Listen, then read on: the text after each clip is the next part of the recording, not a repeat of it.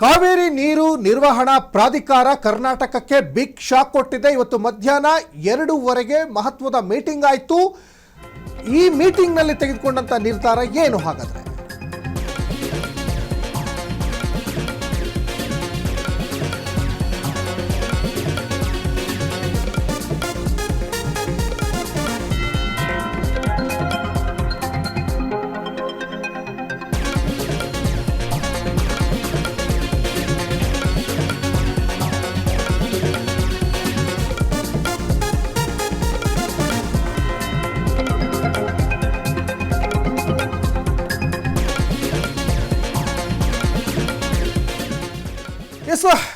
ಕಾವೇರಿ ನೀರು ನಿರ್ವಹಣಾ ಪ್ರಾಧಿಕಾರ ಕರ್ನಾಟಕಕ್ಕೆ ಬಿಗ್ ಶಾಕ್ ಕೊಟ್ಟಿದೆ. ಇವತ್ತು ನಡೆದಂತಹ ಮೀಟಿಂಗ್ನಲ್ಲಿ ತಮಿಳುನಾಡಿಗೆ ನೀರು ಬಿಡಬೇಕು ಅಂತ, ತಮಿಳುನಾಡಿಗೆ ಪ್ರತಿನಿತ್ಯ 3500 ಕ್ಯೂಸೆಕ್ ನೀರನ್ನು ಬಿಡಬೇಕು 15 ದಿನಗಳ ಕಾಲ, ಇದು ಸೂಚನೆಯನ್ನು ಕೊಟ್ಟಿದೆ. ರಾಜ್ಯದಲ್ಲಿ ಮಳೆ ಆಗ್ತಾ ಇಲ್ಲ, ಹಾಗಾದರೆ ಮುಂದೇನು ಮಾಡಬೇಕು ಅಂತ DKಶಿ ಕೂಡ ಈಗ ಮೀಟಿಂಗ್, ಏನು ನೆಕ್ಸ್ಟ್ ಸ್ಟೆಪ್ ಏನು ತೆಗೆದುಕೊಳ್ಬೇಕು, ನೀರು ಬಿಡಬೇಕಾ ಬೇಡವಾ ಅಂತ CM ಕೂಡ ಸಭೆ.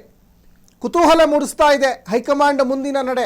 ಒಂದು ಕಡೆ ರೈತರು ಬೀದಿಗೆ ಇಳಿದು ಹೋರಾಟ ಮಾಡ್ತಾ ಇದ್ದಾರೆ, ಉರುಳು ಸೇವೆ ಮಾಡ್ತಾ ಇದ್ದಾರೆ, ಖಾಲಿ ಕೂಡ ರಸ್ತೆಗೆ ತಂದು ಸಾಕಷ್ಟು ಹೋರಾಟಗಳು ಮೊನ್ನೆಯಿಂದನೂ ಕೂಡ ನಡೀತಾ ಇದೆ. ಈಗಲೂ ಕೂಡ ನೋಡ್ತಾ ಇದ್ದೀರಾ, ರೈತರಿಗೆ ಕೆಲವು ಸಂಘಟನೆಗಳು ಕೂಡ ಈಗ ಬೆಂಬಲವಾಗಿ ನಿಂತಿದ್ದಾವೆ.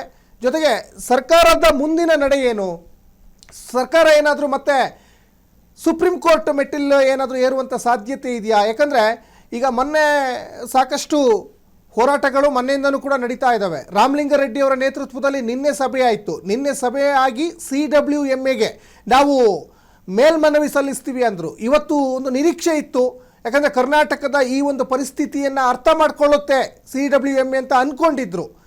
ಆದರೆ ಎಲ್ಲವೂ ಕೂಡ ಈಗ ಉಲ್ಟಾ ಪಲ್ಟಾ ಆಗಿದೆ. ತಮಿಳುನಾಡಲ್ಲಿ ನೀರು ಕೇಳ್ತಾ ಇರೋದು 2ನೇ ಬೆಳೆಗೆ, ಕರ್ನಾಟಕದಲ್ಲಿ ರೈತರು 1ನೇ ಬೆಳೆಯನ್ನೇ ಬೆಳಿಲಿಕ್ಕೆ ನೀರಿಲ್ಲ ಅಂತ ಕಂಗಾಲಾಗಿದ್ದಾರೆ. ಇದನ್ನು ಅರ್ಥ ಮಾಡ್ಕೊಳ್ಬೇಕು ಸಮಿತಿಯವರು, ಪ್ರಾಧಿಕಾರದವರು. CWMAಯಲ್ಲಿ ಇವತ್ತೇನು ಮೀಟಿಂಗ್ ಆಯ್ತಲ್ಲ, ಕರ್ನಾಟಕದ ಪರಿಸ್ಥಿತಿನ ಅವರು ಅರ್ಥ ಮಾಡ್ಕೊಳ್ಬೇಕಾಗಿತ್ತು. ಜಲಾಶಯ ಸಾಕಷ್ಟು ಕಡಿಮೆ ಇದೆ ನೀರು, ಇನ್ನು ಕೆಲವೇ ದಿನಗಳವರೆಗೂ ಕೂಡ ನಮಗೂ ಕೂಡ ನೀರಿದೆ.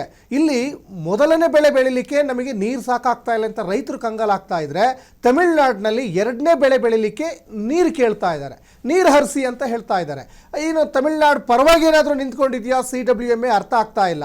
ಯಾಕಂದರೆ ಈ ಎರಡೂ ರಾಜ್ಯದ ಆ ಒಂದು ಪರಿಸ್ಥಿತಿಯನ್ನು ಅರ್ಥ ಮಾಡ್ಕೊಳ್ಬೇಕು. ಸ್ಪೆಷಲಿ ಕರ್ನಾಟಕದಲ್ಲಿ ಈಗ ಮಳೆನೇ ಆಗ್ತಾ ಇಲ್ಲ, ರೈತರು 1ನೇ ಬೆಳೆ ಬೆಳಿಲಿಕ್ಕೆ ನೀರು ಸಿಗ್ತಾ ಇಲ್ಲ, ಜಲಾಶಯದ ನೀರಿನ ಮಟ್ಟ ಕಡಿಮೆ ಇದೆ.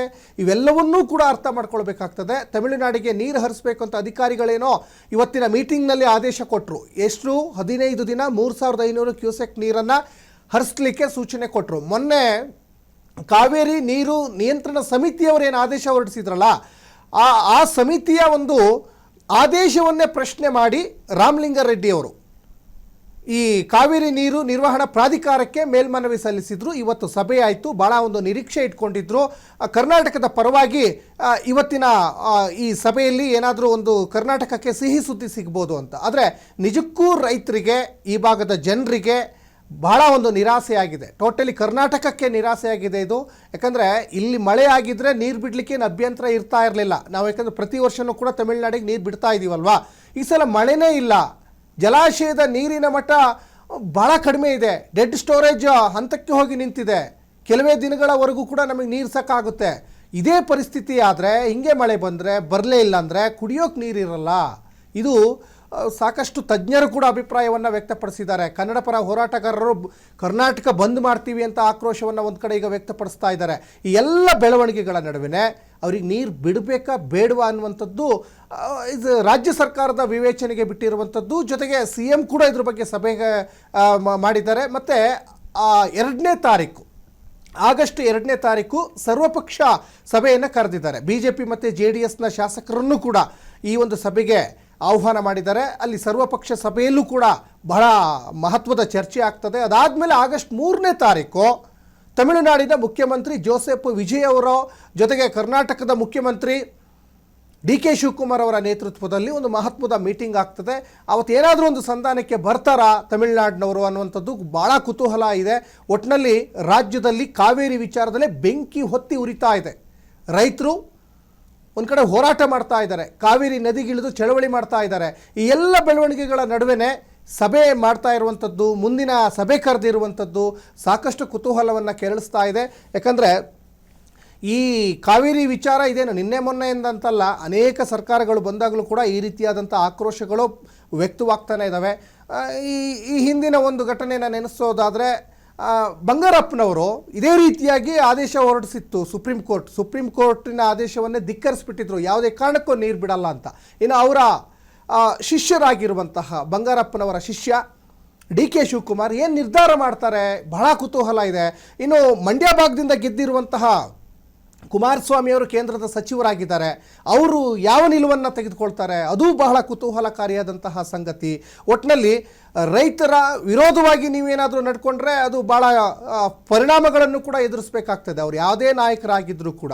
ಹಾಗಾಗಿ ಇಲ್ಲಿ ಭಾಳ ಎಚ್ಚರಿಕೆಯ ಹೆಜ್ಜೆಯನ್ನು ಕೂಡ ಇಡಬೇಕಾದಂತಹ ಒಂದು ಪರಿಸ್ಥಿತಿ, ಅನಿವಾರ್ಯತೆ ಈಗ ಡಿ ಕೆ ಶಿವಕುಮಾರ್ಗೂ ಎದುರಾಗಿದೆ. ಜೊತೆಗೆ ಮಂಡ್ಯ ಸಂಸದರಾಗಿರುವಂತಹ, ಕೇಂದ್ರ ಸಚಿವರಾಗಿರುವಂತಹ ಕುಮಾರಸ್ವಾಮಿಯವರಿಗೂ ಕೂಡ ಅದೇ ಪರಿಸ್ಥಿತಿ ಆಗಿಬಿಟ್ಟಿದೆ. ಒಟ್ಟಿನಲ್ಲಿ ಇಲ್ಲಿಯ ರೈತರಿಗೆ ನೀರಿಲ್ದೇ ಕಂಗಾಲಾಗಿ ಹೋಗಿದ್ದಾರೆ. ಅದನ್ನು ಯಾವ ರೀತಿಯಾಗಿ ನಿಭಾಯಿಸ್ತಾರೆ ಮುಂದಿನ ಸಭೆಗಳಲ್ಲಿ, ಮುಂದಿನ ಒಂದು ತೀರ್ಮಾನದಲ್ಲಿ ಅನ್ನುವಂಥದ್ದು ಸಾಕಷ್ಟು ಕುತೂಹಲ ಕೆರಳಿಸ್ತಾ ಇದೆ.